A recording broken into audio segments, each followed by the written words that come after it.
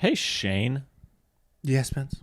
Have you seen any of My Hero Academia? Not a single minute. Not a single minute? Not a single minute of it. So that goes... I'll ask anyway. But have you seen the second My Hero Academia movie, Heroes Rising? I have seen not a single minute of that either. Well...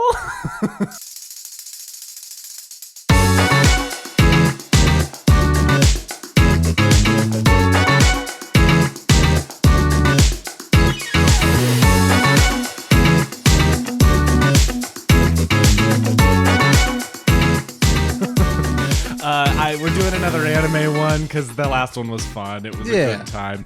And My Hero Academia Season 7 just started. I think by when this comes out, one episode of it will be out. Hell yeah. And I've watched it, and it's fantastic, and I'm scared. Yeah. We're at the final stretch here. Oh, really? More or less. Like, the manga's supposed to end this year, and it's pretty caught up. Ooh. So it's like, this season could be the last season. That's why they're doing it in, like, 2 chunks throughout the year, in case it ends, and they're like, we can just wrap it up. But My Hero Academia is something I love a lot, and I've talked to you about a lot, and I own... You've never mentioned it before. I own all of these on Blu-ray, and then I own the little Funko Pop of Deku going crazy god mode. Hell yeah. So yeah, I love My Hero, and I was like, let's watch the best My Hero movie, which is Heroes Rising, the second one. Thoughts, general like feelings on the movie itself as like an isolated thing, I think, because that's the conversation. Yeah. To talk about like anything, I knew like 1% about what My Hero Academia is. I didn't know a single character's name. Yeah. You had mentioned some of the like quirks and like a couple of characters' names, but I didn't remember any of them except for Tape Elbows. I remember that one because that one's just wild. He's like the Spider-Man of that universe. Yeah, and he got tape in his elbows. Yeah. So going into this, like, I remember, so we did this for Naruto. Yeah. And I had seen at least some Naruto. So I had an idea of, like, who the characters kind of generally were and what the story generally is. So I had some idea of what was going on. But this was, like, completely cold. Yeah. And it definitely has a little bit of, like, hat tipping towards newbies like me of like, here's a little bit about who we are. A little pre-roll on what the world is. But there are just so many characters. Yes. It can't really do that for everyone. No. Well, it has so many characters, and all of those characters have like 3 names. I was just about to say, they have like, multiple names. Like Bakugo and Deku. Deku is Izuku Midoriya or Deku, or whatever Bakugo is insulting him with. And then Bakugo is Kacchan to Deku. Yeah. Bakugo, Katsuki, or he doesn't have a hero name yet. He gets one in the show, and it's quite funny. Yeah. But it's, and then all the other characters have names where they either go by their first name or their last name or their hero name. Yeah. And a lot of their hero names are insane. Yeah. Like it is, even watching the show, it's hard to keep it all straight. Yeah. So from that perspective, it was definitely way more tough than the Naruto was. That being said, like, overall, the experience was quite enjoyable. Yeah. Like, the world is just so wild and fun. Dude just has a bird for a head. Dude just has a bird for a head, and nobody's talking about it. Like, everybody's just like, one person is literally completely invisible, and occasionally you'll just see like gloves in an action scene. Yeah. You'll just see like a shirt with nobody in it. Yeah. Good shit. It's fantastic. Dude, that's the best when there's like the big hero moments. They're all jumping in, and you're just like, oh, there's the gloves. It's Where's Waldo. Yeah, it's so good, dude. Yeah, like... you had mentioned a little bit about it being like kind of like a send up to American culture, like through the lens of Japanese culture, and I think that's like really interesting and like a send up to like the like superhero genre. But man, it does superheroes better than America does in a lot of ways. Yeah, it does. Yeah. At least in terms of like, and look, part of that, because I agree, the show specifically does so much to show like the wonder, but also the like danger of it. You know what I mean? Like the show deals a lot with like public trust of heroes and how heroes have to earn it, right? Yeah. Like, very interesting. The show goes really deep on all of that, but like, man, it's the wonder that that animation can bring. It's just so damn expressive. Yeah. You know what I mean? Like the way they move and the way they like, when they're like tired, they're like hunched over and like really breathing heavy or like hurt. I don't know, man. It's like Spider-Verse. It feels like Spider-Verse in that way where it's just so expressive. Yeah. It's so fluid in a way that like you can't do with a human body in real life. But yeah, anyway. The thing that I thought was most impressive was all of these powers are either insane or very stupid on the surface. Yeah. But the way that they combine these powers to like actually make them super powerful was sick. It was awesome. Like that's the thing that I'm like that makes me frustrated with like Marvel movies now, where it's like they just have two characters fighting back to back doing the thing they always do, and everybody is the same level of powerful all of the time. Yeah. It's like the one time you get something different in the Marvel universe is when Captain America throws Thor's hammer because he can lift it now. Spider-Man catches onto that, flies through the air, lands on a Pegasus. The Pegasus flies. It's like it's the one time you get that really cool shit. Or like the occasional bit where like Iron Man will blast a laser into Captain America's shield and hit people with it. It's like happens so few and far between. Yeah. Like it's like Civil War. Like there's not like it. Like There's I like a lot about that movie, and then there's like the big fight. It's like there just isn't a whole bunch of that, or it's really simple service level. Like I throw you and you get close. You know what I mean? Like, yeah. Well, because like the one cool one is he shoots the arrow that Ant-Man is on, and Ant-Man crawls inside the suit. It's but still, it's like that's a one combo. My hero's doing like 7 all at once. Yeah, like they are doing multiple things that are comboing each other, and it's like that. Yeah, is sick. It's so freaking it's cool, like, dude. Yeah, it's like individually, their powers are very limited. A lot of them. Not every single one, obviously. But when you combine them, it's like it gets all these crazy combinations that are happening, like even within just this movie, which is a very small sliver. Dude, they did some stuff recently in the show where like almost all of the class is fighting one person, and to catch up to that person, they do the craziest combo with like 7 of them all doing one thing. It's so fucking cool. Yeah, this shit is so good. It's like that's the thing I love. Because I have. I am me and I love superheroes and I love writing, and I have a superhero world I want to make at some point that's like very small scale. But like you think about the powers and you're like, well, there's nothing as cool as a guy with a bird for a head who summons a dark monster from inside, or tape elbows. It's like it's the creativity within this. Yeah. Like there's a character they just introduced in the show and their power is just called New Order. That's their quirk. And the quirk is if they say the name of anything, they can give it a new rule. So they'll go air if they touch it. So they'll touch air and go, air no longer exists within 100 feet of that person. And it just air vanishes. Like it's no longer there. Yeah. It's like, you're like, well, that's fascinating. What can you do with that? And then they do the craziest shit you've ever seen. Like, she'll like catch a laser and be like, the laser can now be caught, and then she uses it as a sword. Like it's so fucking That's cool. Like put in 10% effort on these. Like what's the funny thing that comes out of being indestructible? Like, do you break a lot of stuff? Like because you're just touching it and you're harder than a diamond? I don't know.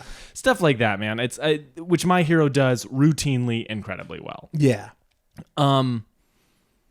So outside of that, how did you, for me watching it this time with thinking about it from the perspective of like, someone's never seen this. There is all of that stuff where it's a huge world. Like it's crazy and you're dropped like right in the middle of it. This movie is way more concerned about like being sort of canon. Right? Because like they talk a lot about the League of Villains who really have no need to be in this. They talk a lot about like the bigger world, the idea of that. And then like, a cool thing about this movie is that it was one of the original endings for the show or for the manga. Like it was gonna be, interesting. and like that's why the villain looks so much like the big bad in the show.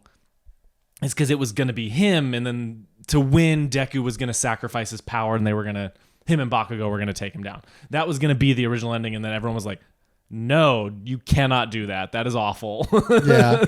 Because in the show, it's so much about like Deku has to earn this power. Like for so long, like literally like 3 seasons, Deku can't throw a punch hardly without breaking his arm. Yeah. And so it's like, none of us want to watch him go through that as a story and then have him go, here you go, bud. Yeah.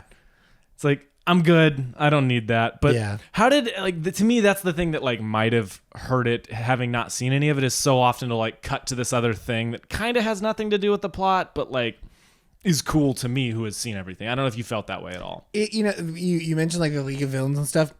That went right over my head. Yeah. I couldn't tell how much of what they were discussing was canon things or specifically like things specific to this movie. Yeah. Like virtually all of the villain characters, I was like, are they only in this, Yeah. or are they, canon characters throughout the series? Because there's like the big one at the end where Shigaraki comes and disintegrates him, where it's like, you could have just had him die, like, you know, but they don't, the heroes don't kill in this show, you know what I mean? So it's like they have to send him off on his own and then have him get disintegrated. Yeah. Somebody else has to do the dirty work. Yeah, pretty much, yes. Which after throwing essentially 2 nuclear bombs at him, I don't know how he didn't die, which is amazing. But all right, well that's good to know that like at least it can play a little bit as like, okay, yeah, sure. Yeah, like I was able to just like more or less follow along. The one like plot element that I did not understand at all and still don't is so they're in the big bus thing at the very beginning of the movie. And then so what happened there? So I don't understand what the point of that was. So in the world of My Hero, there's a character named One for All. He's the antithesis to All for One is the villain, and then One for All is the power that Deku has that can be transferred, that like All Might had and gave to Deku. And his power is the antithesis of that. He can steal quirks and keep them in himself or put them in new people. So like in the show, he gives a character this power to like airwalk, so they can just run across anything and like create little platforms, stuff like that. Like he can take whatever quirk he wants and give anyone whatever quirk he wants. So he uses that to control people. Yeah. So like they mention Nomus periodically. And a Nomu is this like they take a person with a quirk they like and they mutate his body past anything you've ever seen, and he becomes like a monster. And then they just pump quirks into him and send them at heroes, and they're like insanely powerful. Okay. So like when a Nomu, like they call them high end Nomus. When those show up, like most heroes can't beat a high end Nomu. It takes like the big flame dude you saw at the beginning. It takes like him to beat them. Yeah. And he's like the #1 hero in Japan, which they have rankings. That's also a very fun part about it. So that's that, and 9 was one of those experiments. Oh, okay. Like, so he mentions it like in a flashback later where he's like, I'm offering my body to the League of Villains for them to experiment, because he's like, I need more quirks so I can become more powerful. Oh, and do okay. this. Because like I think his main quirk is the lightning bolt thing, but it's so powerful it like kills him a little bit, and so he's trying to make his body strong enough. Right. And so then they give him the ability to steal quirks, and then he breaks away from the League of Villains. Got it. So like that's that. It's just the setup, and they were like, we'll use the League of Villains to put him in the movie. Was that him breaking away? Yeah. Oh, so okay. it's the thing crashes and he gets away. Like that's what Got it. Okay. And then like because they all melt and disintegrate because they're clones of a guy named Twice. So they're like it's Got like, it. Okay. They're like, we need them here, but they can't get captured. So let's have Twice be the clone, right? Got so it. Okay. It's very like surface level, but yeah, the League of Villains, the blue-haired like weird skin face dude is one of the main villains. The lizard guy is one of the main villains. The Twice dude. When they cut back to them, they're like the villains of the show. Gotcha. They're the League of Villains. Tomura Shigaraki's like one of the 2 big bads. Got it. That's it. Yeah, it's pretty much just set up. Yeah, it was like it was him. It was 9 or whatever escaping that I didn't understand. I was like, so they all disappeared, but now he's with different villain people. Yeah, so him escaping. He had his own League of Villains, and he was using the other League of Villains to get more powerful. And then he needed some way to heal himself, so he went after the kid. Like it's just setting that up. Got it. Yeah. Yeah. Also, I said this out loud, and I'm still disappointed it didn't happen in the movie. Was that little girl not using her like power, illusion power? Yeah, that would have been sick. Yeah. If like there's like an illusion of the two kids, and like the bad guy walks up and tries to capture them, and then they're not there. You know what I mean? Yeah, that would have been cool. It's so. I'll throw this is a headcanon thing for me because I've thought about this. In the world of My Hero, you have to train your power. Yeah. When you're like a Bakugo, he'll do it a couple times where like hold his hand and he'll shoot these like rockets out. That's him creating a condensed explosion missile. Yeah. He has to learn how to do that. Right. Like it's not like as a kid, his power isn't as strong as it is now as it is later. Like literally, there's a part in season 6, I believe, where he like levels up and his explosions look different. And like Deku's body eventually is able to contain more and more of his power. Yeah. Sero is eventually able to use more tape out of his elbows. Like it's shit like this. So it's like a muscle. Like they have to train it and learn how to use it.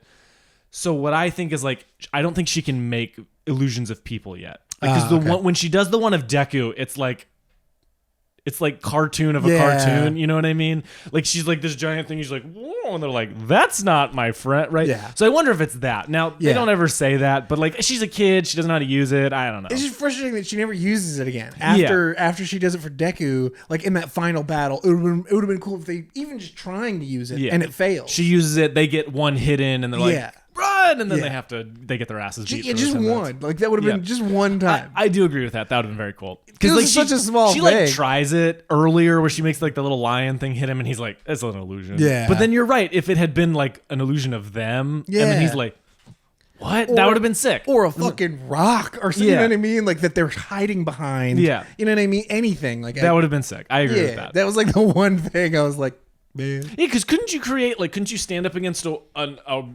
wall and go and make an illusion in front of you and just be like, that's what I'm saying. Yeah.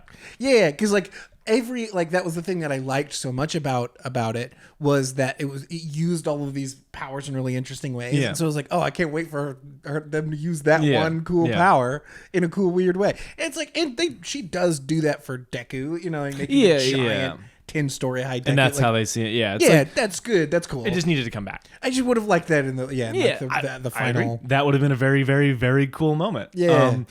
And like the other thing that they do, like to give it like credit, is all the shit they're already doing. Like when the lightning bolt hits and it lets it play, like they're like, crap, it's up to us now. Yeah. And then when they show back up, he's like, how? And they're like, we have an electric friend actually. Yeah. And he's over there like, hey guys. That shit's so good. It's one of my favorite bits because he's like a one-off. Like he's so strong, but he can only use it once. Yeah.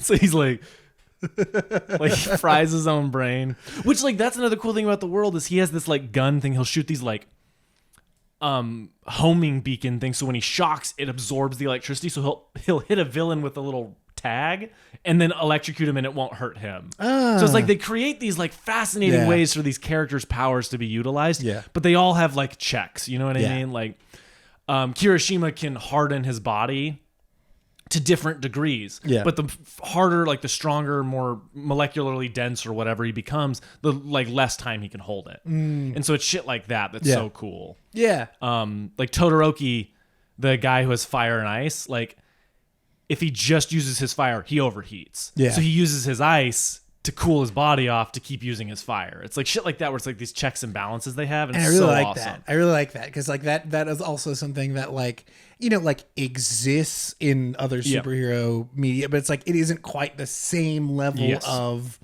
of specific. Yeah. You know what I mean? It's like you never really know how many more missiles Iron Man has. Yeah. You know what I mean? Like at any point they could just make something up that he's got in his back pocket with nanotech. Yeah. Right. It's like specifically like later when he has the nanotech. So it's like I do really, really appreciate that of like every single power has like a check and balance. Yeah. You know? Like it isn't just unlimited power the entire time. Yeah. Like, everything has a cost. Both in battle and out of battle in a cool way. Like you know. Bakugo's gauntlets being like the big heavy weapons. Yeah. But he gets caught at one point and he has to sacrifice one. Yeah. And they like point out he sacrificed his own gear. Like, Yeah. It's like, oh, that's sick. That's so cool. Yeah. And then Things have a cost and nothing is surface level. It's all got some kind of causal effect. yeah. I think the thing that I appreciated the most about this movie that I like a little didn't love about Naruto was like I didn't love the fights that much in Naruto. I was a little disappointed. Yeah. I liked that movie quite a bit. But I just was like, I wish the fights were better. Man, the fights were badass as shit. This one went the fuck off. It popped off. Yeah, that final fight with Deku and Bakugo and the dude Nine. So sick. Yeah. Playing the music with no sound effects and them just like wrecking shop. Yeah. And doing and like not only that, just from a filmmaking standpoint too, the first movie's end fight has like a really badass song where it's Deku and All Might kicking ass together. Yeah. And it's like, it's sick. It's so cool. They find some arbitrary way to let Deku throw a full power punch with All Might. So you get the double full power thing. Yeah. They find some way to do it, but it's like really upbeat. Like I think it's literally You Say Run, which is like the track from My Hero. Yeah. It subverts the idea of the climax of a movie. Yeah. The song is somber as hell, right? Like the no sound effects. You're watching this kid with a broken arm like put his fist against a wall and like blow it up to the point that he creates a missile, but he's like falling over while he's doing it. Yeah. And it's all about Deku giving up his dream. Like it's fucking emotional. Yeah. Like they subvert the like fun climax, giving you the craziest visuals of all time. Yeah. But it's not hype. It's like it's just sick as hell. Yeah. And also a little sad where he's like Bakugo's even like, this is the end of it for you. Like you won't be able to do this anymore. And he's like, I have to save him. You know what I mean? It's like all for like one kid. All for one dude, all for one kid. That's the shit. That's the shit, man. All for one kid, man. Superhero stuff is at its best when it takes world-ending stakes and focuses it to a point.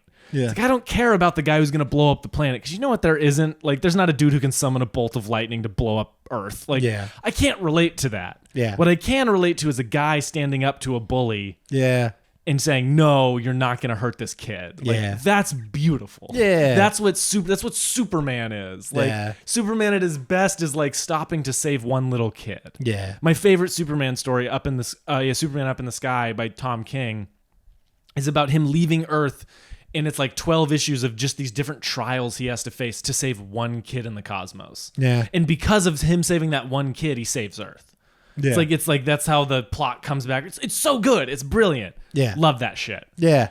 How do you feel about the characters? Is there anyone that stood out to you as like really liking, or are there favorite powers that these people display? Yeah, I mean like character wise, like it's got that like it has a Silver Age optimism that I really appreciate.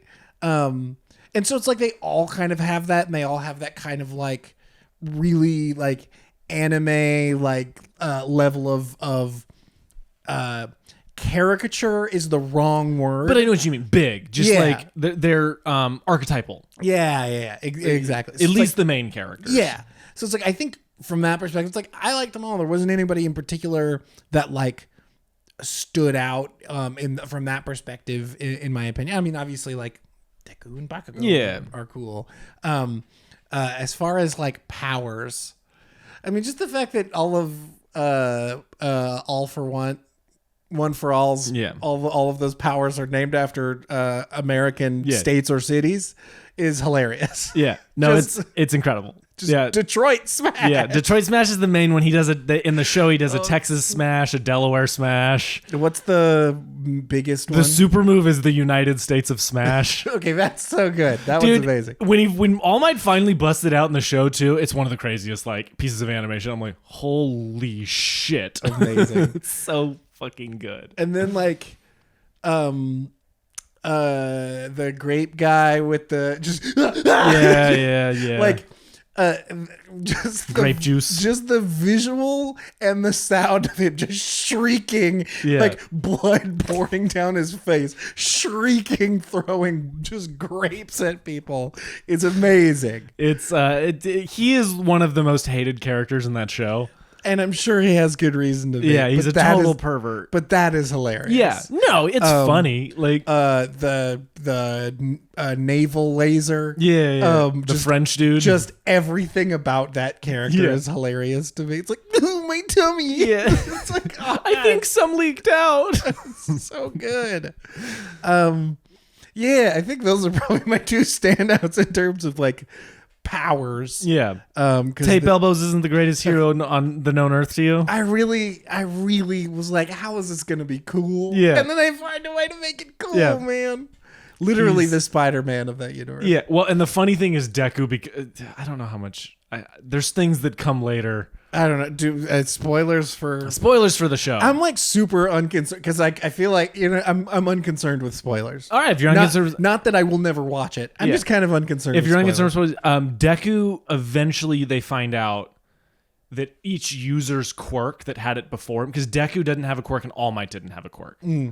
So when All Might has it, it's just this like. The other thing I love is that it's super strength that you turn on. Yeah. Like he has to like let it activate. It's not. He's not just super strong. He has to be using it. Yeah. So cool to me. Yeah. Because then it gives you the ability to have him like glow and shit, and it's like a good visual. Yeah. Or the like the like. He has to go Super Saiyan. Yeah, precisely. Dude, when he does that, when he does the full hair thing, you're like, it's the sickest shit ever. Yeah. But he eventually manifests the previous quirks. So he has one called Black Whip, and it's this like these tendrils that come out of his like knuckles or his mouth or his back or whatever that he can like grab things and throw them. So he uses them like Spider-Man to swing around a city or to like quickly change his direction. And so like all of the extra quirks he gets, like one of them is smoke screen. Like he just creates this smoke screen that wind and rain doesn't affect. Ooh. So it's just like there until it dissipates. And it just like generates from his point as far as he can send it. So he eventually has to like tag team these things. Yeah. Where he's got to like, I'm going to use smoke screen so they don't know where I am. And then I'm going to use Black Whip to throw certain pieces of my clothing out to make them target those. And then I'm going to use, it's called Fajin. It's this power where if he can build up kinetic energy by repeating moves. So if he like continually like flicks and then he can activate it and shoot one massive gust of wind out of it. So he uses it to use hyperspeed or create a faux 100% thing. Like all these powers that he then combines within himself. And it's so funny because I watched the cast interview on this movie yesterday. And the voice actor's like, everybody needs multiple quirks now to fight these people. And it's like, you don't even know yet, dude. It made me laugh so hard. Those two seem like wonderful. The voice actor for Deku and Bakugo seem like wonderful, funny guys. Yeah. Like, one of them reminds me a lot of Dylan. Yeah. Like, I was like, that's just Dylan. Yeah. Anyway, funny stuff, good stuff. So yeah, he eventually gets more quirks, and like it's super fucking cool. And he becomes the Spider-Man of that universe, where he's just swinging around, and I'm like, that's sick as shit. Like he's already kind of the Spider-Man of that universe. Yeah. Like, it's so good. With that in mind, I can't imagine Deku not becoming the number one superhero. Yeah. Yeah. It's like, I know it's like him and Bakugo at odds trying to become Yeah. the number one superhero. It's like, how's it not going to be Well, Deku? and so the show, I was frustrated with that as a storytelling device in the show for a long time, where I was like, at some point, I need Deku just to become so powerful Bakugo can't even keep up. Yeah. We got there. Yeah. Like the fight where all of them are fighting one dude, they're all fighting Deku. Because he's gone like vigilante mode, and like Japan is at war with the villains, and it goes crazy. And Deku's like, they're after me because I have this power. I can't endanger you. So he goes off on his own in class 1. He's like, fuck you, idiot. Come back to school. And so they all go beat the shit out of him to bring him back, and they can't. Ooh. Like he is like at death. What season is this? 6. Oh shit, that's a long way. He's at like death's door, like hasn't eaten, hasn't slept. His clothes are in tatters. He's literally like, okay, guys, can I go now, please? And they all have to go all out to try to stop him. And all they can do is slow him down. Like, they're throwing every power they have at him, and he's just like, all right, and just starts rocketing away. Like, it takes like 7 of them to match his speed. Like, it takes like them creating an ice ramp, Ida using his rocket legs, and Bakugo using his explosion, and Todoroki using his flames to create a ramp to get enough speed to just catch him and grab him. Like, he becomes so strong, and they acknowledge it. Like, in that, there's a scene where Bakugo and him are like going AWOL from the mission to go fight the main villain, and Deku just starts rocketing past Bakugo, and Bakugo's like, what the fuck, man? Like, when did this happen? It's so good. It's so good. I love this shit, dude. Yeah. It's like, it's the anime and its power progression systems is like so fucking awesome. Yeah. I don't know. Good shit. No, good shit, dude. Good shit. Other stuff with the movie, I mean, from my perspective of you watching it, it seemed like you were like more engaged than the Naruto movie. I don't know if that's the case. I mean, it's just like it's a lot more fun. Yeah. And like there's just a lot more energy with Yes, it. yes. Where it's like the other one's a lot more emotional and a lot more like it's just a lot more sad. Yeah, like for this sure. one. This one is much more like when I talk about that kind of like that kind of Silver Age optimism. Yes. It's kind of got the entire time. Yeah. So it's like from that perspective, it's like a lot more like fun and energetic. Yeah. Where like Naruto, like that one, what was the movie called? Road to Ninja. Road to Ninja. Thank you. I just keep calling it Naruto. Where Road to Ninja was a lot more like emotional. Now this one was emotional. And Yeah. it did get me, but the other one like literally had me misty at a couple of Yeah. points. Where this one I was just like, hell yeah, it's good. Yeah. You know what I mean? Like it is emotional and it did take me places, but yeah, it was a lot more like fun and silly and like easy to engage with from that perspective. It's funny. Yeah, it's like when like legit he's funny. like, oh, there's these cute girls down at the beach who need help, and he's like, I'll go. And he like zooms over there, and then it just cuts to a shot of his face like this, and he's like, this babe's already spoken for. You're like, shut up. It's fucking funny. It's good shit. It's funny, man. Yeah. Yeah. I liked it. I love My Hero, dude. Yeah. The villain is fun and cool. Yeah. Like, he's like evil for evil's sake, but like Yeah. the part of it is like the plan of like, look, I value strength. I'm going to create a world where even the most like his minion dude who's like giant monster dude who's a bunch of different animals. Yeah. He's like, I get it. Like I understand where the villain is coming from. Yeah. But yeah, it's just like sometimes you just want to watch some heroes beat the shit out of some people. Yeah. Who can summon a dragon out of his back or whatever the fuck he's doing. Yeah. And there's like more consistent action through the movie too. Yes. It's like there's like several things going on. There's the general like quick jump into it. Oh, this isn't really gonna be a fight, and then the real villains show up, and the Bakugo's like, "There's not real villains," and then there are. Yeah. And then they all get whooped except Bakugo. Does that island ever come back in No. any meaningful capacity? Okay. People think they may bring like the kids back at some point. Yeah. Because they like. I mentioned that first movie, that like arbitrary thing that Deku gets to throw like a full power punch. Yeah. Is this like gauntlet. And so he can throw it 3 full power punches before the gauntlet, like the compression gauntlet breaks and he can't do it anymore. In the show, he has those now. Oh. Like it doesn't directly say it, but they're like, oh, the new shipment from America, how are the compression sleeves? And they go like, and they like retract into his whatever bracelets. Yeah. He's like, they're working great. And it's the thing from the movie. Oh, cool. Yeah. So it's like, it may come back up in that way. So you mentioned, I think either before or after the movie, that it is like loosely canon. Yeah. How? It is loosely canon in that they like bring up the League of Villains. They talk a lot about the things that happen in the show. And that if it had just been a what if story, they would have just ended it with Bakugo having one for all. Yeah. Or, one for all. Yeah. All for one and one I've for seen all. the show like 3 times. It's still, it would have just ended with that being the what if story, and then Deku being like the support guy for him or whatever, teaching him how to do it. Yeah. But they go out of their way to be like, one for all chose Deku. It didn't. And Bakugo doesn't And remember Bakugo a thing. doesn't remember a thing. Yeah. Yeah. They have, because also the other thing with that power is it's so strong. If you have a quirk and get that power, you die of old age at 30. Because it like your body just can't contain the energy, but because they describe it as like a glass that's already full, and whenever you pour into it, it just starts spilling over and breaking, and your body can't handle it. But Deku didn't have a quirk, so it just fills up his glass, even though he's got all these other quirks. Yeah. So like in the show, to raise the stakes, because they're like, Deku's like, I'm not sure if I can win. They're like, actually, you really can't pass it on anymore because too many people have quirks. You're not going to be able to find somebody who's not going to die. Because everyone for a long time there's a character named. He's one of my favorite characters. His superhero name is Lemillion because he wants to save 1 million people. He is the peak of like he literally will punch people and go, power! I love him so much. And he like phases through things, but it's in a cool way where he can like actually hurt himself. And he's like covered in scars because he had to learn how to do it. Cool. And he's like the best student at UA. Cool. And everyone's like, My Hero Academia, it's like a book. It's like My Hero Academia with Deku. My Hero Academia if Mirio Togeda got One for All. It's like this big because he just would have beat everybody. Yeah. But he would have died at 30, right? Yeah. So that's like a late stage reveal in the show to be like, this is it. You have to win. You have to beat this guy or else everyone dies. Because that other guy's so strong, it's the only power on Earth that can even rival him in any way. So it's like, yeah, it does a great job of like building the stakes of that. Like in the same way that like this movie does a good job, like you were saying, it's like just to save a kid. Yeah. That's like, it creates this like ticking clock of like, if you fuck this up, everyone dies. Yeah. Right. So then it becomes more a story about the weight on someone's shoulders and Yeah. having to learn when to bear it alone and when to let others help you. Yeah.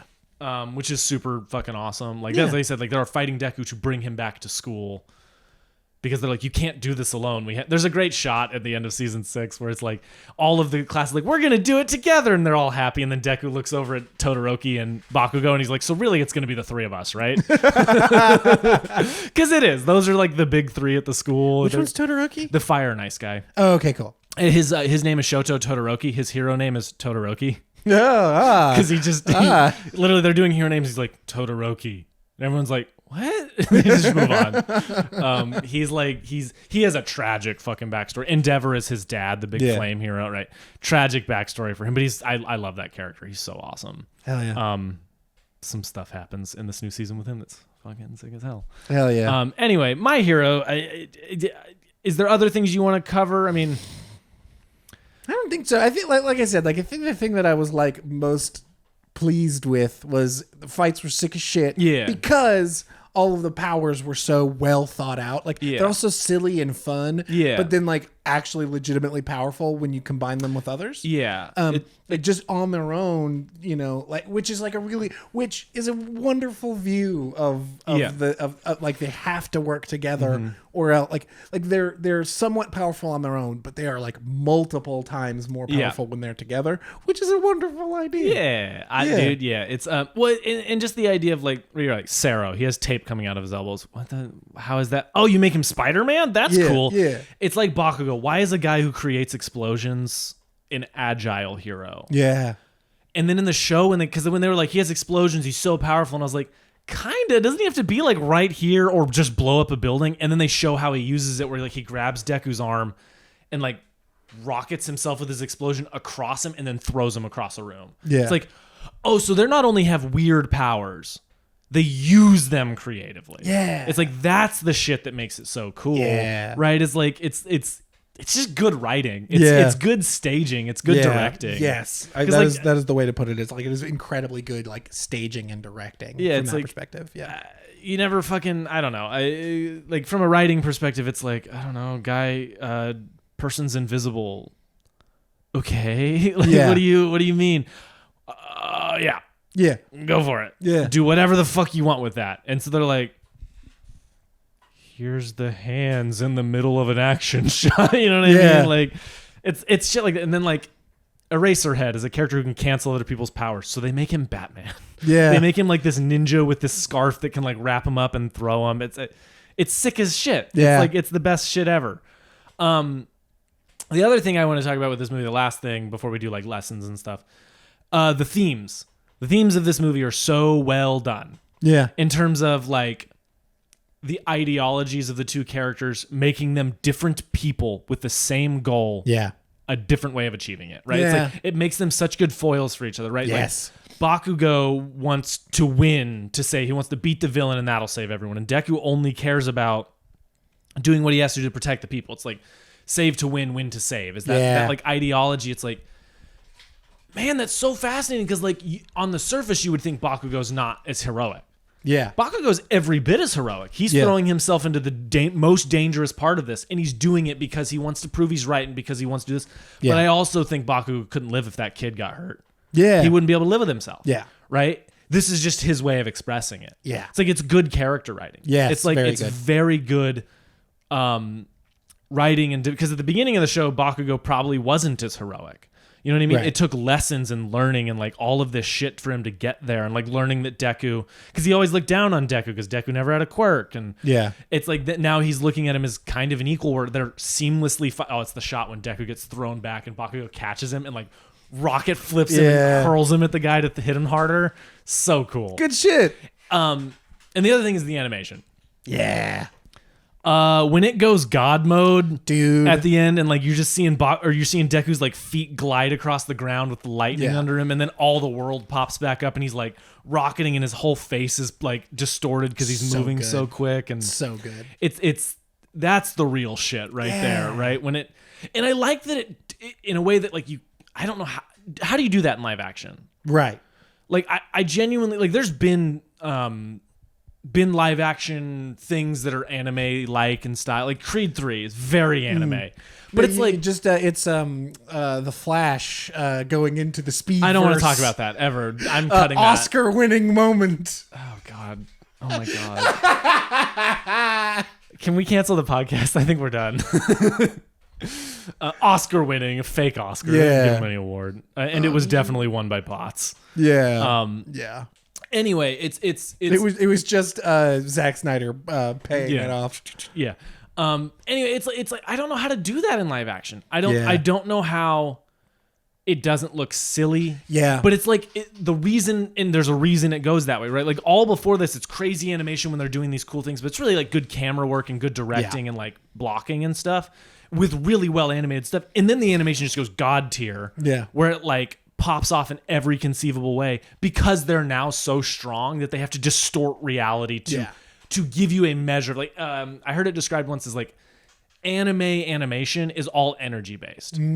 So like there's like shots whenever like Deku's like powering up, and it's like it's mostly a still frame, but the way the camera's like doing like this, and the way there's these like lines of like energy, it makes it feel really heavy in a way that I think is really fascinating and is very true. Like the more anime I've watched, the more I've realized they do things like that to give it this momentum and this energy in a great way that I think is fascinating. It's like your level of what's the phrase where it's like with your level of believability or whatever. I can't think of the suspension of disbelief. Suspension of disbelief. It's like it's so much higher or lower. Yeah. For whatever. Higher. Like, I think it's higher because you're looking at a drawing. So yeah, it's like you can get on board with more surrealist visuals a lot easier than with like live action, where it's like it's all been very like realistic up until realistic for like superheroes. But the minute you start playing with like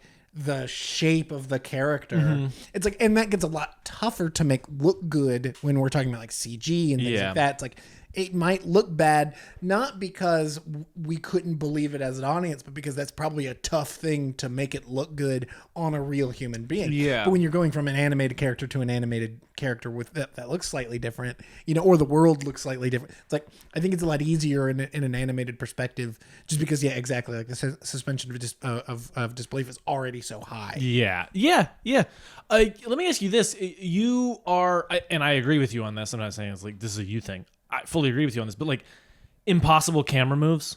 Yeah. Does that bother you as much in animation? Not even a little bit. There's like a lot in this, but there's also a lot of camera work and stuff that clearly could be a real camera. Yeah. Not even a little bit. Because it's like, again, like the suspension of disbelief is so much higher. There is not a real camera there. I mean, exactly what I was describing for animation versus versus live action. It's like the minute we go from what is clearly live action to what is clearly not live action, that jump is more difficult for my brain than when we're going from animation to animation. It's like, the camera work changes, but like it was always not real. It's like I was already in a place where it already, they're all 2D, you know what I mean? So it's like it's easier for my brain to get on board than with live action when it goes to a crazy camera move that isn't humanly possible. That's always Spencer brought it up, but it's like that's like one thing that's always bothered me is like when we're in a live action movie and all of the camera work is very real and human. It's like I'm fine with like helicopter shots and crane shots and all this kind of stuff, but the minute it is like very clearly a completely animated camera in a fake environment and all that kind of stuff, it just completely takes me out. It's like that's not how a real camera would work in this scenario. Watch like Avatar, James Cameron's Avatar. Holy right? shit! And it's like all of that shit is CGI, right? They're like filming a real person, but like all of the fully CGI shots could just still be a real camera. Every single one. Instead of just looking like this camera that's like floating and flying around them, it looks like a helicopter shot. Yes. It doesn't have to. Yeah. But James Cameron knows that that cements you in this like, oh, this could be a real place. Yeah. Like in a way that like you can't even really consciously describe unless you understand how cameras work. That is part of the reason why that movie looks as great as it does, is the minute you get into a stupid camera shot, that is the minute your brain goes, oh, well, this is all fake. Yeah. It's like, I think a good example of that is like in like Batman v Superman, like every time they have one of those crazy zooms where it goes from like, I think it's like a shot of like Batman firing a thing, at like what is it? The big nuclear monster dude. Doomsday. Doomsday. Is it Doomsday? Yeah. Okay, it's Doomsday. Sadly. You're definitely right. I just don't know why that doesn't sound right in my brain. But yeah, like something blows up in Doomsday face, and then I like super zoom all the way over to where Batman is, and it just doesn't look right. Yeah. And like because we're already in such a animated environment, it just like completely sucks me right out of it. I'm just like, oh, that could have been like, it wasn't a bad idea.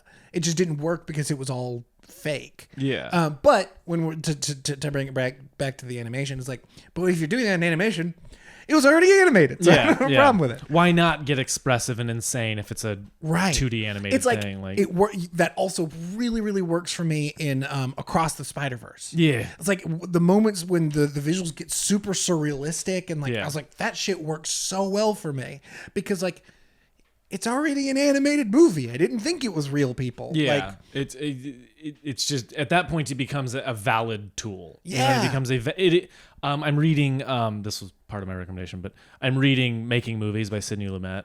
Finally, I've read the first chapter like 8 times, and then I was in school when I was reading it, and then I just got sidetracked, and too much time passed. I had to restart. But now I'm like into it. It's good shit. And he talks about like the what of the movie and the how of the movie being different, right? It's like Into the Spider-Verse. The what of that movie is like you're thrust into Across the Spider-Verse specifically. Yeah. You're thrust into an insane world of different. It's like. So why wouldn't you use every expressionistic tool ever? It's like, so the how of the movie is be as expressive as possible. Use every tool in the tool bag. Yeah. Right. And it's like, that's fascinating. That's a great example of like when it works is that movie. Yeah. Because that movie. And I think My Hero does it great. Like that moment right at the end where it starts to become like blurring the edges of reality. Because so many of the fights use real camera work. Like they use real things where it's like it's a shot and then it will go like, you know, or like it just does these like little pull out things where it's like, oh, okay, yeah, like cool, I'm into it.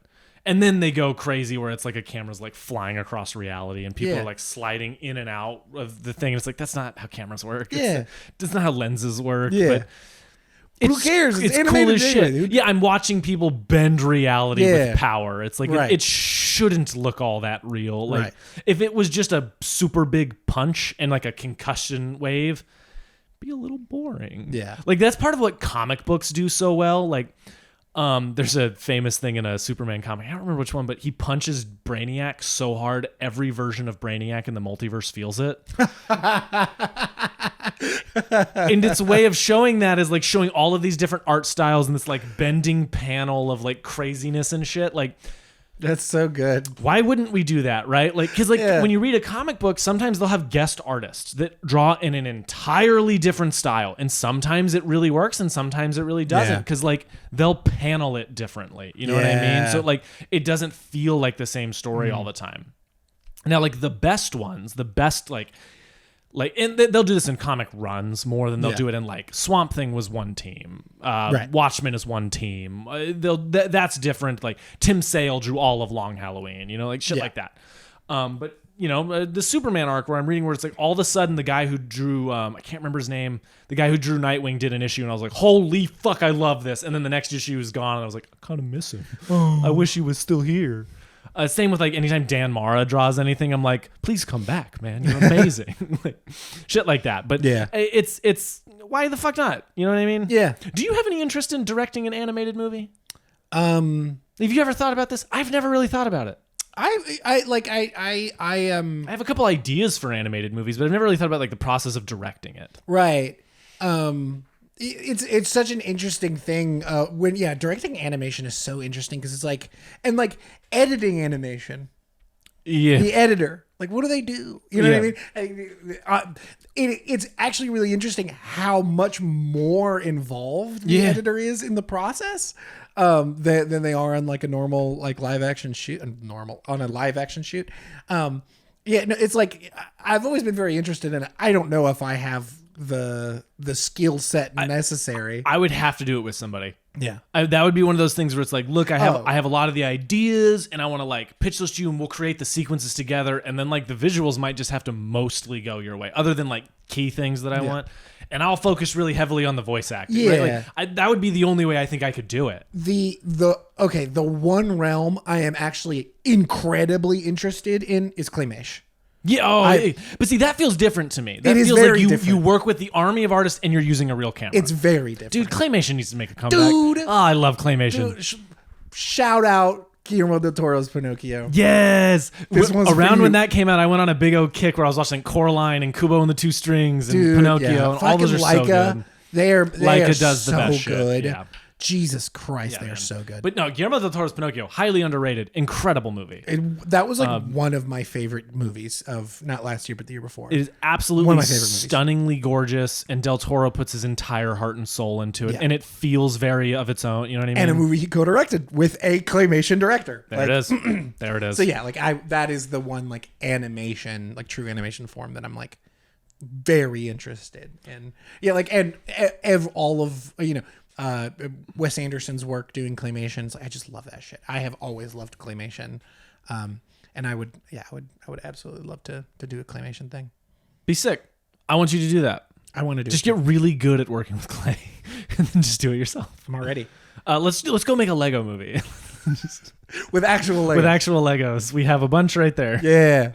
We'll make a Star Wars Lego movie where Han Solo fights the Mandalorian, and there's a Tusken Raider and Obi-Wan Kenobi and a Star Destroyer. Yeah, with a little guy in it. Just a little guy in the Star Destroyer. Just a little guy in the Star Destroyer. But yeah. This is sort of, I love these little sets, these little like $5 ones where you build the cool little things. It's fun. That's my favorite shit. Just the little ones. Yeah. Little ones. Anyway, they're dusty as shit. Yeah, I got it. We with the compressed air soon. Anyway, lessons then. What do you? I'll throw it to you because I didn't really. I mean, other than just like, I don't know, man. Action's fun. Yeah. Look, I pop off with the action. I'll throw my lessons there, but I'll throw that fun action is fun. Yeah. This movie shows me a lot of shit I never seen before. You know what I mean? Like, I get it's heightened and it's crazy and it's all this stuff, but like the moments when Bakugo and Deku are like catching each other and throwing them at him, or like kicking and blocking and trying to like get like there's the one moment where this is my lesson, but the way to write characters to be more than their personality.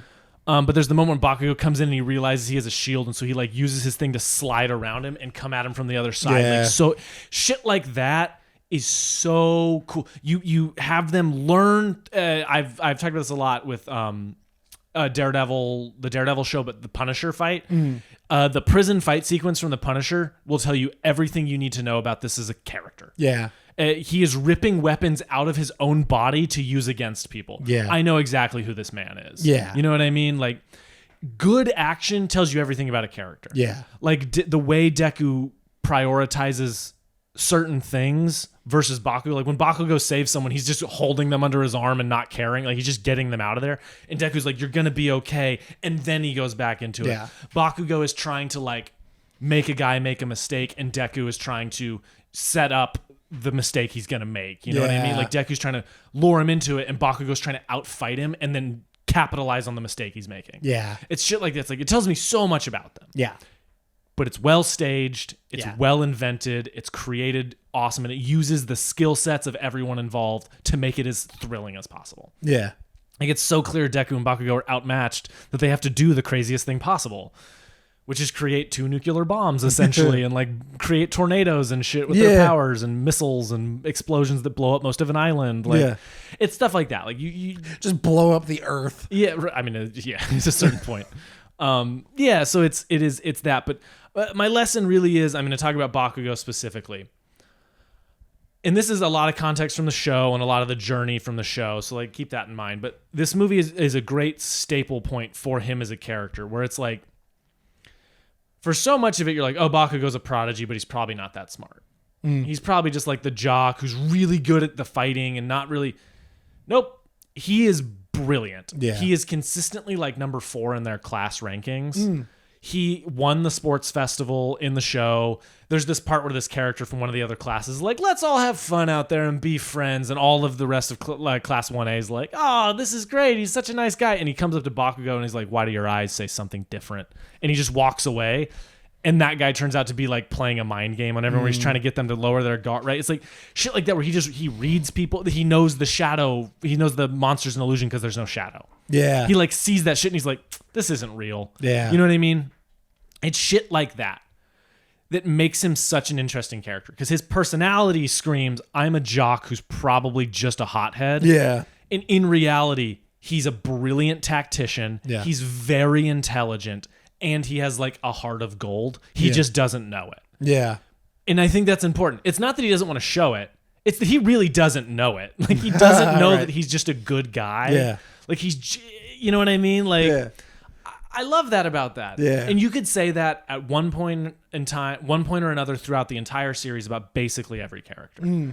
Deku is this character where you're like, oh, he's the pinnacle of heroism and his personality reflects that and he's the exact kind of guy. But in reality, he's kind of toxic heroism and he has to learn to not be. He's the guy that's literally going to sacrifice every part of his body to win the fight, when in reality, that's not a good lesson. Yeah. And the show knows that. The show starts teaching that. The show goes, look, you have to bear this weight. We can help. Like we can be there too. And he has to accept that. You know what I mean? Like, and Deku is this character that like has the most powerful quirk on planet Earth. The thing that makes him great at what he does is all the studying he did. Yeah. Like one of the great pieces of like character work is that when he's like jumping around and moving, he's moving like Bakugo. He's moving how Bakugo does his explosion flying like tactics because he learned that from Bakugo. Yeah. He like when he kicks, he learned that from Ida. It's the same style of fighting. Yeah. He learned from this guy. He learned from that guy. He learned from that guy. Like later when he learns to use Black Whip to like float and stuff, he talks to heroes that have similar powers and learns that way. That's cool. He is this sponge of a character. You know what I mean? And I love that. Yeah. It's just great character work, which in a way that anime does so often is great character work. It never gets the credit for that. Yeah. But like Cowboy Bebop, which I know you haven't seen, is a character study. It's one of the best character studies in media. Like it is brilliant. None of those characters say shit about themselves. You know what I mean? Right. Ever. But you know everything about them at a certain point. You're just like, I know exactly who you are. Right. It's to quote Dominic Toretto, show me how you drive. I'll show you who you are. It's amazing. I just really respect that. And I think about Cowboy Bebop. I think about My Hero. I think about Demon Slayer. I think about Death Note. I think about Naruto in that respect all the time about like how to do character writing, where it's like the action is so much more important. It's a show don't tell, man. Show me that this character's overdoing it all the time and then have somebody call him out it after I've already realized. Yeah. The point when I realize he's hurting himself is when somebody needs to say it. But you have to sprinkle that in throughout. Yeah. That's good storytelling. And also just fucking go God mode on your animation and have fun characters and be fun. It's okay to be fun. Yeah. Silver Age optimism is the perfect way to describe this entire world. Yeah. At times it's not, but at most of the time it's good It's like that shit. That'll make the times when it's not hit that much more hard. Precisely. And that is exactly what is going on in the show right now is like heroes from other countries are having to come in to fight, but also they're not because crime went up all around the world. And so it's causing this divide and no one in Japan trusts heroes anymore. And Deku's fighting for everyone, but all the civilians are like, go, you're the one he wants, leave. Yeah. Like, and he's like, he's trying to save you. Yeah. And this is how it's that kind of like thing. It's so good. It's just good storytelling. Because for so long, heroes were like, oh, it's a superhero. That's so cool. Can I have your autograph? And now it's like, fuck you guys. You caused all this. And it's like, they're trying to help. It's so good. It's such good storytelling. I love it. Good shit. My Hero Academia. My Hero. B segment. B segment. You've seen a lot of the show, clearly. Let's put that to the test. Oh, God. I'm going to give you the name of a character. Okay. I'm going to give you probably their superhero name. I might have pulled this a little bit wrong, so if I'm wrong, feel free to call me out. I'm going to give you the name. You're going to have to give me the name of their quirk. Oh, shit. Okay, I'm going to be bad at this. I'll probably be able to describe more than I'll be able to name the specific. This is going to be fun. I have the names of the quirks. I don't have the descriptions, so I'm going to have to trust you. This is going to be fun. This is going to be fun. And I'm also going to probably mispronounce at least a couple of these names. Netsu? Shit. I'm not even positive I know that. What's the quirk name? You're guessing. I know, but what I'm saying is I don't know. I can't picture the character. He's the principal. Oh, okay. Principal Netsu. Okay. Thank you. His I don't know the name of it, but like chaos control is how I described it to you. The name of the quirk is High Specs. High Specs. Okay, and to describe, I didn't actually know that at all. I can't. They name it once when he pops up and does something, but essentially he can control like the ripple effect of things. So if he pushes a domino, he can know if it causes. Yeah. So there's an arc where the students team up to fight the teachers to pass a class, and the people who fight him, he's just in this crane knocking over parts of the city, and it destroys this like ground. They're like trapped, and you just hear them screaming. It's so fucking good, dude. I love Principal Nezu. He's so fucking Nezu. Awesome. I think so. I don't know why I thought it was Hound Hero. I have no fucking clue. Dog is his power. Dog. It's dog. His quirk dog. It's just dog. All Might. Oh, it's one for all. Yep. Eraserhead. Erasure. Oh shit! Yeah. So yeah, his powers, he can, if he's looking at you, he can erase your power, and when he blinks, it deactivates, and he has to start over. It's either Present Mike or Present Mike. Present Mike. Oh fuck! What is his quirk? Voice or some shit? Yeah, it's voice. It's voice. Yeah, he's like a DJ type character. He is the exact opposite of Eraserhead, and they're basically gay. I want them to be dating. Hell yeah, that's a ship that we can stand. Yes. Cementos. Cement. Yep. Midnight. Oh, what's her? She's the sexy hero. She wears like all the like full on. I know what her power does. Is it pheromone? No, it's somnambulist. I don't know what that means. Her quirk is essentially she emits pheromones that put people to sleep. Cool power. Yeah. Super pervy. Yeah. Who was the when we were watching? I was like, oh, that's the one with super boobs. Oh, Yayorozu, which I found out the American voice actor for her and for Sue Froppy, the frog, they co-directed the voice acting for the American dub. Oh, I found that. That's super very cool. Yeah, that's cool. So obviously they didn't do the animation or anything, but they did the directing for the cast. Super very cool. Done in Dallas, by the way. Yeah. Yeah. Not at Funimation proper. Yeah, it's done in Dallas. Super cool. Yeah. Snipe. Gun. No. Oh, homing. Yeah, homing. Yeah, you got it. That's right. Yeah, because he busts in and he can hit anything. He can't choose where he hits them, but anything within a certain distance, he can land a shot. Oh, that's cool. Yeah. Ectoplasm.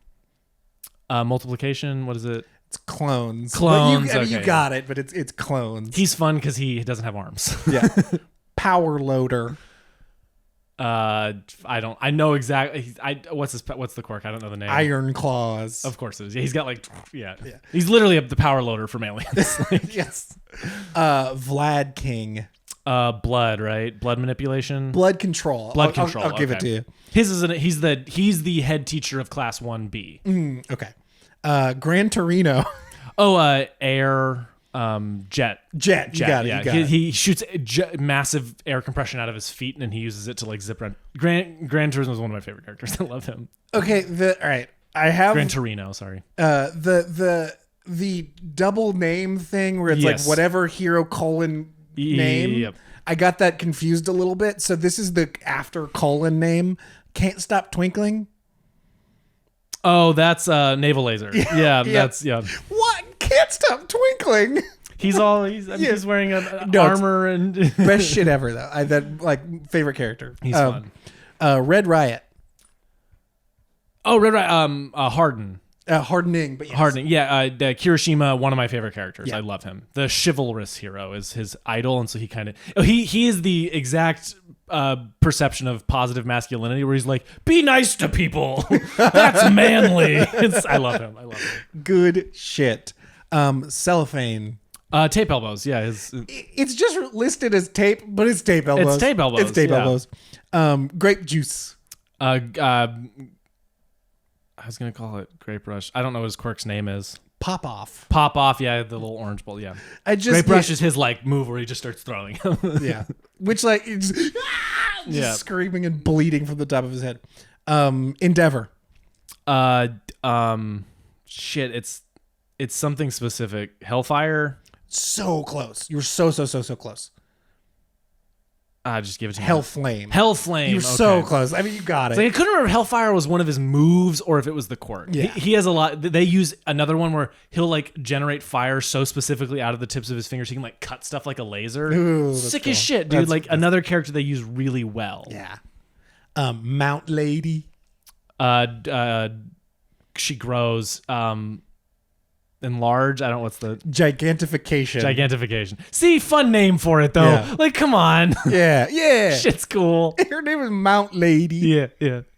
I'm only gonna say it as Mount Lady. Mount Lady. Tiger. Is it just Playa Body. I don't know that one. I think I can picture the character, but I don't know. I can't remember. I pulled the information from fandom, and I was trying not to just grab like heroes and stuff. So Tiger very easily could not be a hero. I can't. I remember, don't know then. Yeah. Stain. Oh, These are from here on out. These are villains. Yeah. Okay. Stain. I don't remember what it's called, but his is like he can paralyze you if he tastes your blood. It's called Blood Curdle. Blood Curdle. Yeah. So literally, if he tastes your blood, he can paralyze you, and it's like depending on your blood type and how much he drinks, I think, is how long you're paralyzed. Yeah. That's a great arc. That's the first arc where Deku can like use his power without destroying his body. And the way they visualize it, like he's coming down the alley and you just see like boom, and then he hits him, and it's like it's so cool. It's good shit, dude. Good shit. La Brava. Oh, what is her power? Wait, her, right? Yeah. I know what it is. If she loves you, she can intensify your quirk. What is it called? Love. Okay. I hate It's just love. a famously not liked arc in that show that I also do not like. Oh, okay. I like part of it. I don't like that part of it. Ending. I have no fucking clue even who that is. It is a villain. I don't know who. White Line is their quirk. Slice. Knives. No, her quirk is Slice. Of course it is. Fuck. Well, that's easy. That one's easy. Gentle Criminal. Oh, his is fuck. He like manipulates things. What is it called? Elasticity. Elasticity. Yeah, I was like, I can't remember if he like creates force fields of some kind or if he can like turn the ground into like a trampoline. Yeah. Some shit like that. Last one. Volcano. Magma? What? I don't know. Eruption. Okay. Yeah, that would make sense. Yeah. All of the names are fucking insane. Yeah. And it's amazing. Why does because to my knowledge, not many people have. I don't think any two people have the same quirk. Yeah. Why do they name them all? Like, just be like. Yeah. Why do you need to name your quirk if you already have a name? Yeah. Yeah. Like, I just think that's super fun. That's a fun thing. Bird Dude, his quirk is named Dark Shadow, but when the thing comes out of him, it's just called Dark Shadow. Yeah. He doesn't name the thing that also has a different personality than him. Right. It's just Dark Shadow. Yeah. Good shit. Good shit. I like the show so much. Yeah. You should watch it. I genuinely. Yeah, no. This definitely has greatly increased my interest in it. It is one of those shows that like always makes me feel good. Yeah. You know what I mean? Because it's so about heroism and so about doing your best and pushing farther. It's very me. It's Silver Age optimism. Very baby. very me coded. Yeah. So it's good shit. Yeah. And you should watch it. I have all of it. It's also on like every streaming thing. Yeah. My Hero. Watch My Hero. Watch My Hero. Yeah. And also watch these recommendations. These recommendations. You want Mine are not even remotely related. Mine aren't either. Okay. Well, then I'll just go. Bridgerton. How far in are you? I watched season 1 and 2. And 2? Yeah, we watched both. Yeah, the season 3 is just about to come out. I haven't watched Queen Charlotte. I didn't know how early into that run it was. I Yeah. thought it was further. All No. right. Yeah, no. But yeah, there's season 1 and 2, and then there's Queen Charlotte, which is like a spin-off kind of. Is it good? Is it like famously good or Megan, her favorite season is Queen Charlotte. word? So yeah, so we will be watching Queen Charlotte soon, but we wanted to watch season 1 and 2 before season 3 came out. So we will be actively watching season 3 when it comes out later this month or later this week, for all I know. All right. Season 1 is frustrating because it's like there are dumb characters doing dumb things, but man, season 2 is like straight good. Yeah. It's just like straight good. That's Season fun. 1 is also good. Do you know if but- it had a different showrunner or something? No, I just think it's based off of books. Oh, okay. So it's like they changed quite a bit. I know that much, but like season 2 is just better. Like it is the ultimate like enemies to lovers arc. It is so good.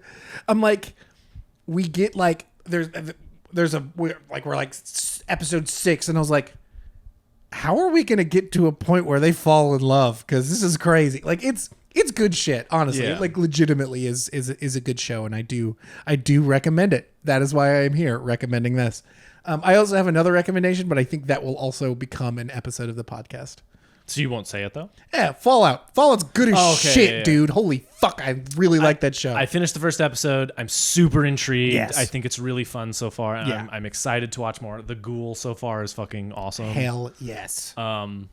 So yeah, He stays badass the rest of the season. I've heard everything I've heard is Walter Goggins. Walton Goggins. Walton Goggins is incredible in it, and the opening scene with him, I'm like, whoo, Yeah. whoa. Everybody's incredible. Yeah. It's a very good show. I don't want to like overhype it because it's like I feel like it could not be some people's vibe, Yeah. but it is very good. I had no fucking interest in it whatsoever based off of the limited amount of trailer and like some of the images. I was like, I'm not gonna watch that. I'm good. And then I heard people talk about how good it was, and I was like, all right, fuck it.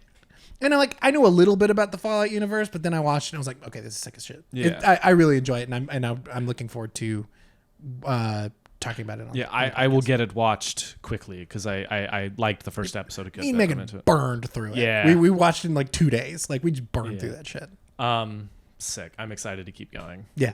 My recommendations, a couple things. I mentioned just quickly. I'm reading On Filmmaking finally, and it is profound. It's so good. It is a profound book. I mean, just like profound and deeply honest. Yeah. He talks about things that he is deeply ashamed of at certain points, specifically in the actors chapter where he said he did something early in his career and he's like, I will never do that again. He's like, he said he's like felt profound shame about it. And what he did was awful. So good on him for talking about it, I guess. Yeah. I don't know. I mean, whatever. That book is brilliant. And that is kind of coming from this like place. I've gotten really like fired up on writing again and wanting to direct. And I've, put together a lookbook and started doing shot lists and shit like that. And so I'm very fired up about it, and that is part of that. Read On Filmmaking by Sidney Lumet. It's very fucking good. Yeah. I just upgraded to Final Draft 13. So I've been playing with all the... Shout out, Final Draft 13. Which, like, if you have Final Draft 12, don't upgrade, I've heard. I had Final Draft 10. So I'm getting all of the new shit. Like, so I wanted it for some of the outline features and the new beat board. And I'm trying to learn how to use all of that right now, and it's fucking crazy and in-depth, but cool. Like, there's a way you can outline on the actual script document and then hit hide.